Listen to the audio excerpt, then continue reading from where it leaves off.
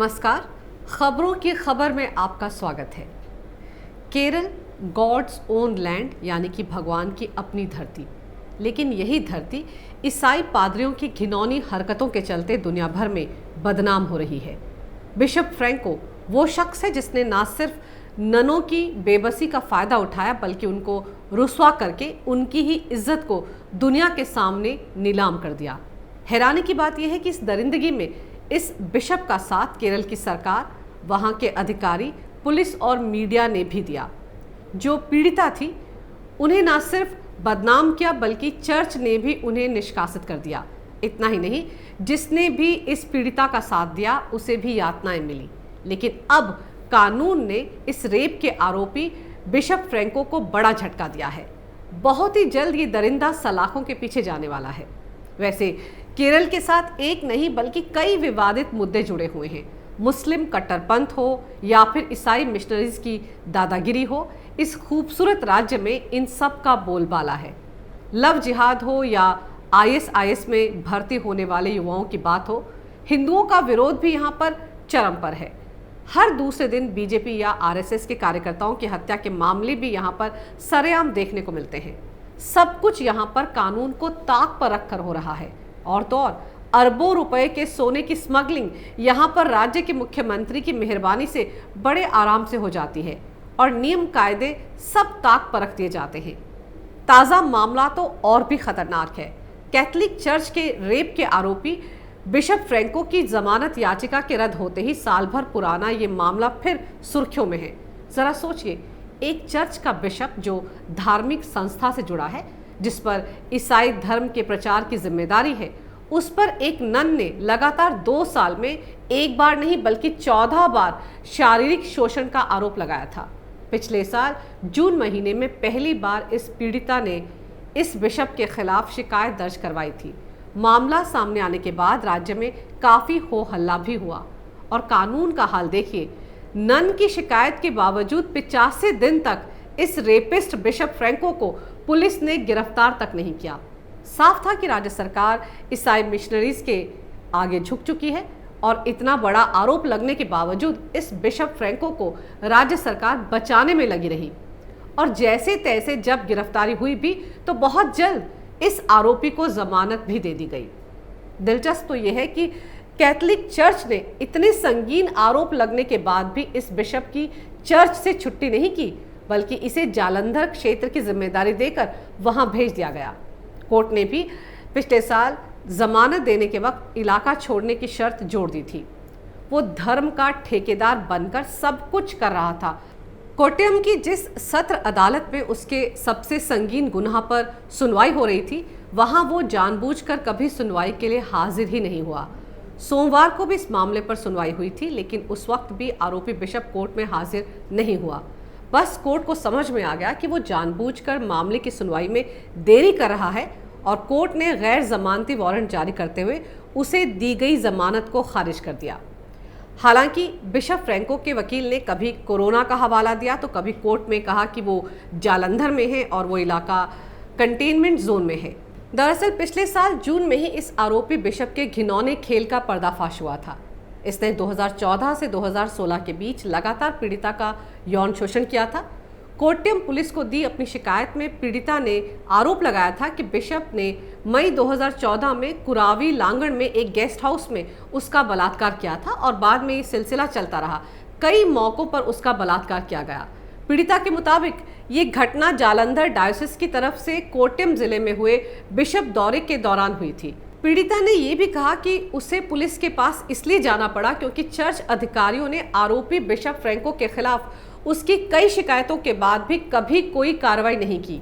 जरा सोचिए, Catholic church ने अपने यहाँ काम कर रही नन की शिकायत पर कभी गौर नहीं किया बल्कि रेप के आरोपी बिशप पर ज्यादा यकीन किया और चर्च से जुड़े तमाम लोग इस पीड़िता को ही परेशान करने लगे।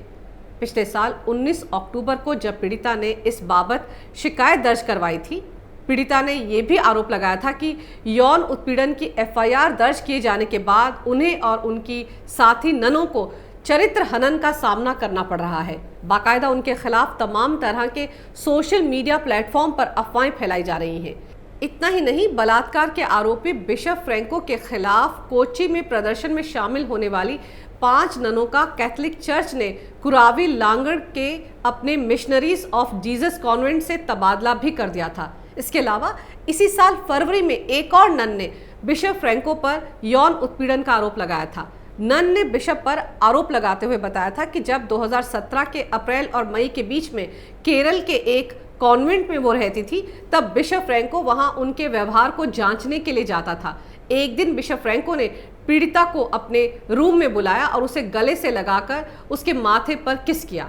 एक के बाद एक कई मामले सामने आने के बाद भी राज्य की वामपंथी सरकार पीड़िता की आवाज को किस कदर दबाने में लगी हुई है, इसका अंदाजा इस बात से लगाया जा सकता है कि वैंकॉम पुलिस स्टेशन के जिस सब इंस्पेक्टर मोहनदास ने जब बिशप फ्रैंको को एक नोटिस जारी कर पूछा था कि पीड़िता की शिकायत पर क्यों ना उसकी जमानत रद्द कर दी जाए, तो राज्य की वामपंथी सरकार ने इस सब इंस्पेक्टर का तबादला कोट्यम अपराध शाखा में कर दिया था।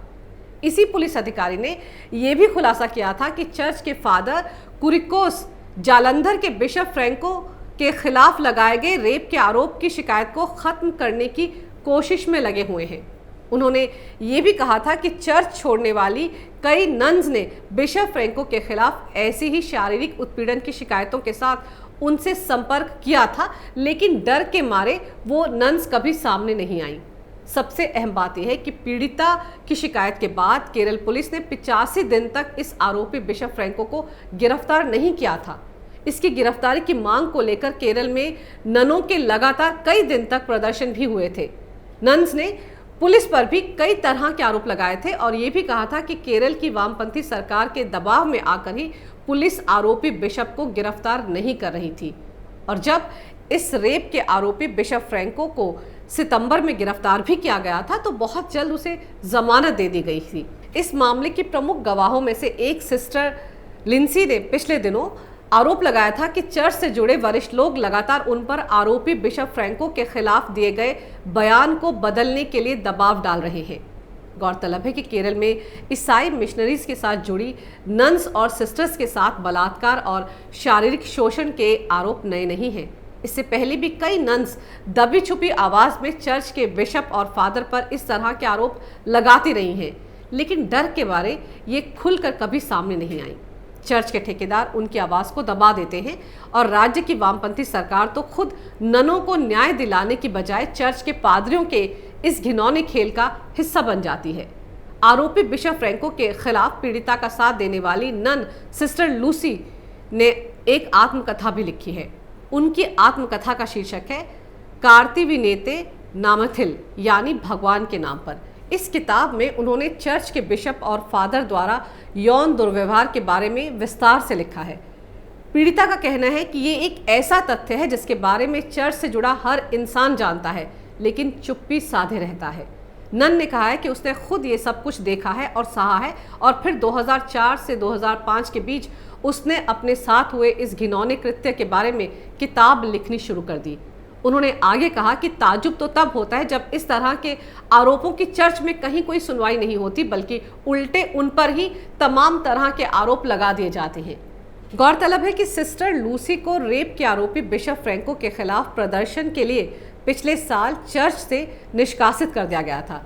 सिस्टर लूसी ने अपने निष्कासन के खिलाफ वेटिकन तक में गुहार लगाई थी, लेकिन वेटिकन ने रेप पीड़ित एक नर्स का साथ देने के लिए न सिर्फ उनकी अपील को खारिज कर दिया, बल्कि उन्हें चर्च से बाहर भी कर दिया।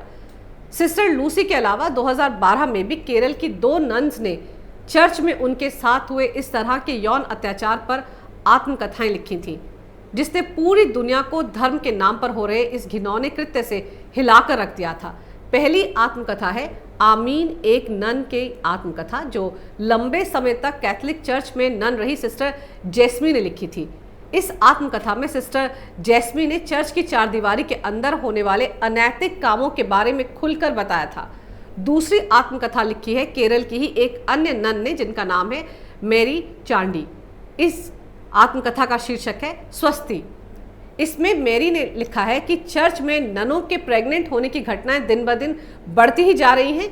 इन सभी का चुपचाप गर्भपात भी करवा दिया जाता है। इसके अलावा ढेर सारी बातों का उन्होंने इसमें खुलासा भी किया था।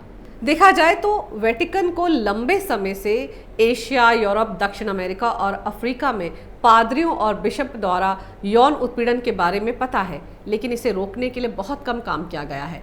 बलात्कार के आरोपी बिशप फ्रैंको के मामले में अब देखना यह है कि जमानत रद्द होने के बाद कितनी जल्दी इस आरोपी को पकड़कर केरल पुलिस जेल में बंद करती है।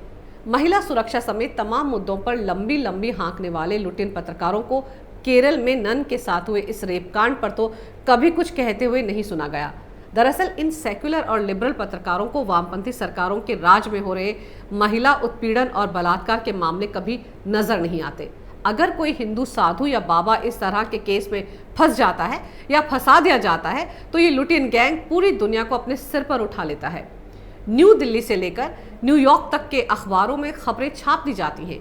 भारत और हिंदू धर्म को बदनाम किया जाता है, लेकिन इस बिशप के गुनाहों को छिपाने में ये बिरादरी सबसे आगे आकर काम कर रही है। इनकी हिपोक्रेसी को समझना और एक्सपोज करना बहुत ज़रूरी है। अगर आपको मेरा ये वीडियो अच्छा लगे तो कृपया इसे लाइक करें, शेयर करें और हमारे चैनल को सब्सक्राइब ज़रूर करें। देखते रहिए कैपिटल टीवी।